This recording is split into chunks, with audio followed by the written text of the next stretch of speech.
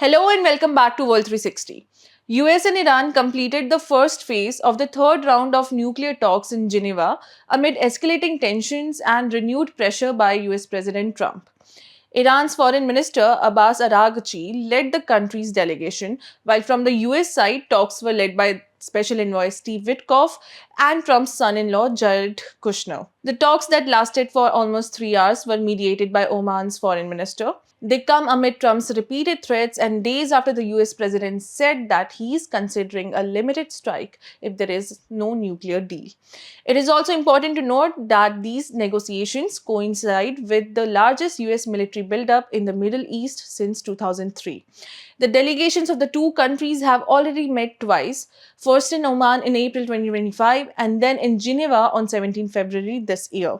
Before the talks, US Secretary of State Marco Rubio described Iran as a very grave threat to the United States because of its nuclear ambitions. He said that after Iran's nuclear program was destroyed by US strikes in June 2025, it was warned not to restart it.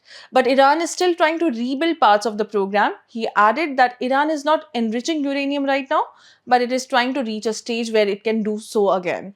Rubio also claimed that Iran has already developed a large number of ballistic missiles, especially short range ones, which he said can threaten Europe, US forces, and its overseas military bases like in the UAE, Qatar, and Bahrain. He added that Iran also possesses naval assets. Rubio further said that Tehran's refusal to discuss its ballistic missile program during the Geneva talks was quote unquote big problem. Donald Trump, during his State of the Union speech, briefly narrated about the reasons for the growing US military buildup in the Middle East and his persistent threats against Iran. Iran, however, rejects the accusation. Before heading to Geneva, Iran's Foreign Minister Abbas Araghchi said that Iran will never, under any circumstances, try to develop a nuclear weapon. He added an agreement is within reach, but only if diplomacy comes first.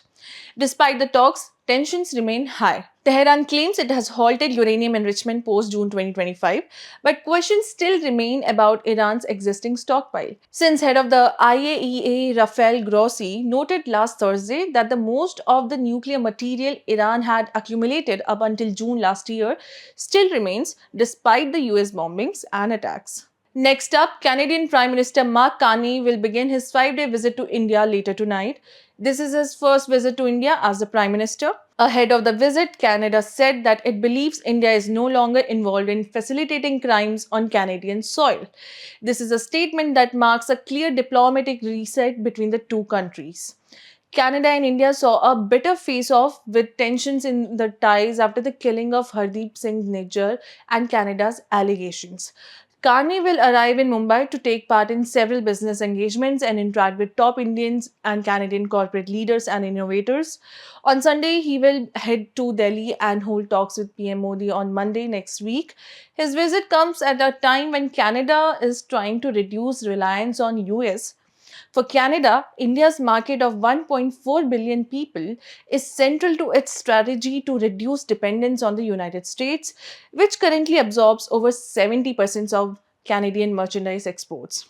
The visit's focus is likely to be on energy, advanced manufacturing, tech, and AI. Canada's International Trade Minister Maninder Sidhu said in a CBC interview that the visit will mark the launch of the first round of negotiations with the goal of concluding a FTA later this year. Moving on to the next story, on Wednesday, Hungarian Prime Minister Viktor Orbán accused Ukraine of planning to damage Hungary's energy supply and of creating an oil blockade. Orbán said in a post that the Druzhba pipeline shutdown was for political, not technical reasons, and said that intelligence reports show possible further disruption to Hungary's energy system. This dispute is linked to the flow of Russian oil through the Druzhba pipeline.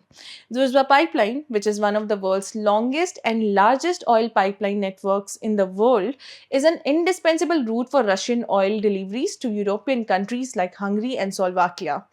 It transports oil for over 4,000 kilometers from western Russia and splits into two routes, one passing through Belarus to Poland and Germany, and the other goes to Ukraine to Slovakia, Hungary, and the Czech Republic. Orbán alleges that Ukraine is deliberately delaying the reopening of the pipeline, which has been closed since 27 January.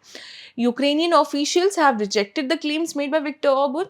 They say that the disruption in oil supplies through the Druzhba pipeline was caused by Russian attacks, that the pipeline was damaged in a Russian drone strike. Due to aggressive Russian strikes, Ukraine has been experiencing severe power shortages on its energy networks. Ukrainian officials have indicated that repairing the pipeline is dangerous and it can operate safely only if Russia stops attacking energy infrastructure. Hungary and Slovakia have disagreed with other EU members over military support for Ukraine in the war against Russia. That's it for now. Thank you for watching.